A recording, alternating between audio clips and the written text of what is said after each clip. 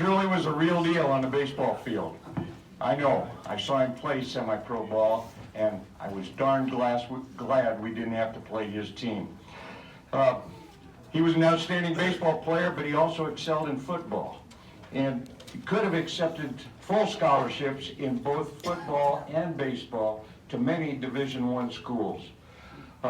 He played semi-pro baseball in McCook and North Platte and several different Kansas teams. He was selected to the as All-State player several times in the Nebraska State Tournament. I'll let that one go. He and I tied, and I didn't like him.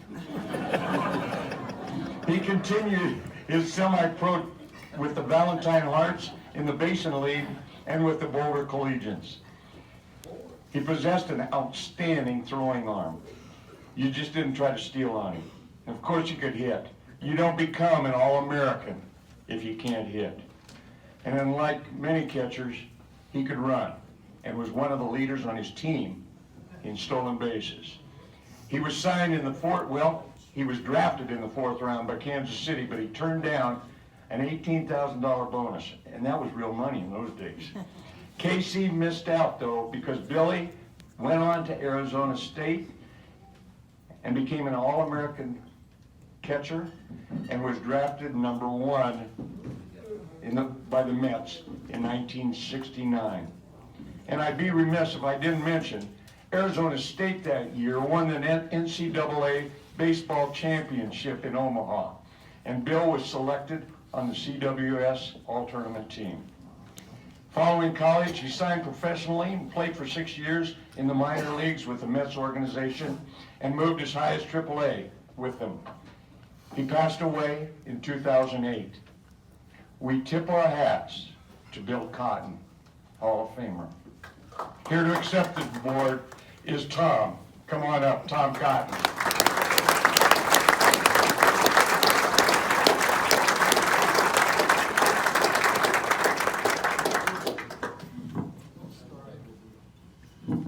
Thanks, Larry. It's a pleasure for me to be here.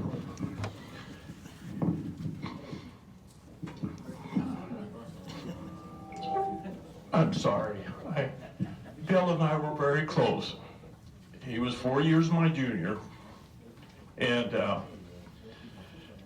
we used to have debates about who was the best athlete in the family. And I begrudgingly had to admit that he was, but I told him I was better looking. Bill was, I don't think that those of you know how good an athlete Bill was. Larry had in the biography of Bill that he made our Legion team in McCook when he was 12 years old. We had tryouts and we would go out there and try out. And in those days, McCook had one of the powerful Legion teams in the state. We made it to the state tournament every year for 3 years running. We played teams like Billings, Montana that had the great Dave McNally. I mean, we went all over the country. We would come down and play in Lincoln against Lincoln teams. And I think in 1 year our record was 32-8. So Bill made those teams. He was a tremendous athlete in a lot of respects, and I tell the story about when he was in grade school. McCook always had grade school field days like most towns do for their elementary schools, and we had 3 schools.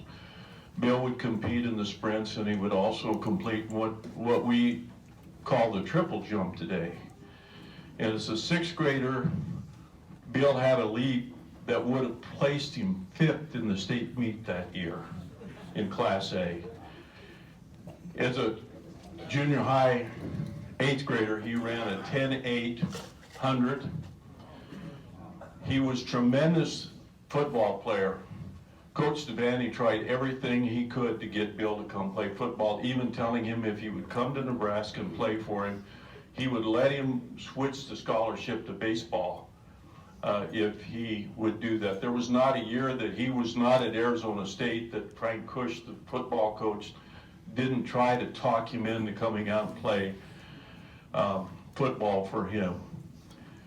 I watched Bill play a few times. I did watch all of the games except one in the College World Series in 1969. I was coaching and teaching in Iowa at the time and came across to Omaha to watch him play.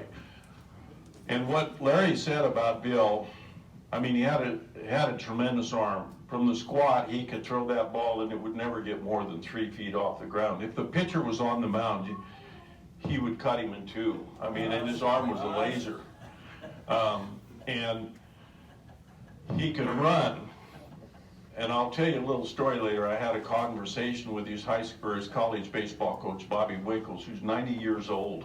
And Bobby and I had a talk about 2 months ago. And Bobby said he was the best catcher he ever had.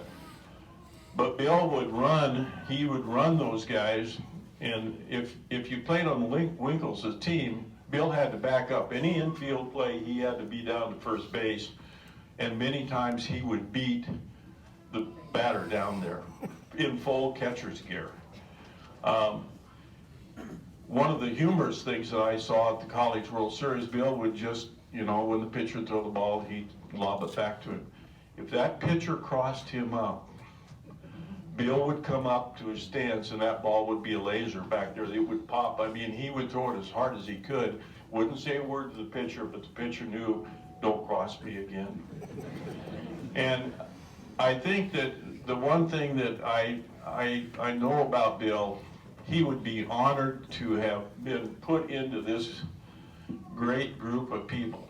I mean, I look at the people that are in there, the names I know, the Stickneys from Kearney, George Levitz, who was Bill's Legion baseball coach in North Platte, also Gary Neibauer, a contemporary of mine, and the one that really brings the biggest smile to my face is Mickey Stubblefield, who you inducted here a few years ago. He was the old McCook Cat player. His home was right next to my father's place of business. And Bill and I'd go out to the ballpark and shag foul balls for the old Cat team and get paid 10 cents, and once in a while we were lucky enough they'd give us a baseball. We were the only family in McCook that had a backstop in our backyard. Most places have basketball hoops, we had that too. But I think the thing, Bill was a good person. I think one of the things, there are a lot of things about baseball that were good for Bill. Bill was the #1 draft choice of the New York Mets in 1969. In those days, I mean, if you put it in perspective, in those days, that would have probably, today it would have set him for life. I mean, it would have been worth buckets of money. But what Larry talked about, the 4th round and the $18,000, Charlie Findlay called my dad, and I remember the phone call, and offered Bill $18,000 to sign with him, and also he would pay his college scholarship. The New York Mets in 1969, as the #1 draft choice, Bill was offered and signed a bonus for $35,000. That was, in those days, that's what they were paying people. Today, we wouldn't recommend that kids take that kind of money. I mean, the biggest, probably disappointment for me for Bill was the fact that he did not finish his college education. But baseball was very important. And Bobby Winkle said he was the best catcher that he ever had. And I talked to Bill one time. Bill would get up to AAA, and in baseball's a business, and I think you all know that if you get into professional baseball. The last few years Bill played, he always played in AAA, but he was not in the Mets farm system. He played for the White Sox, he played for the Cubs. The last year he played in Des Moines was for the Cubs. The Mets refused to ever either trade him or sell him, and I know both the White Sox and the Tigers tried to do both, but that didn't happen. And Bill just eventually got to the point where baseball was not as important to him as other things in life. But I would like to thank this committee, and particularly Larry. I live in Montana. I'm a retired school administrator, and I follow Nebraska athletics, and I happen to see a story in the paper about Baseball Hall of Fame with Larry's his email address. So I just emailed him, and then Larry and I developed kind of a little bit of a phone conversation friendship, and he encouraged me to do this. I asked him about how he went about selecting people. My family encouraged my wife, particularly my kids, and I'm so proud of the fact that I have some of Bill's nephews here and also a cousin from Texas. So we're very pleased that Bill has been selected for this honor, and if Bill were standing here today, I know he would be as emotional as I am. Thank you so much.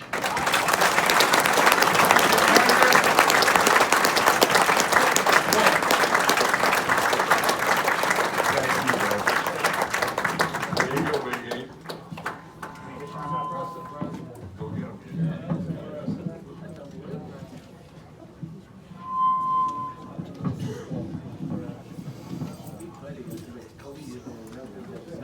I bet a lot of people ask me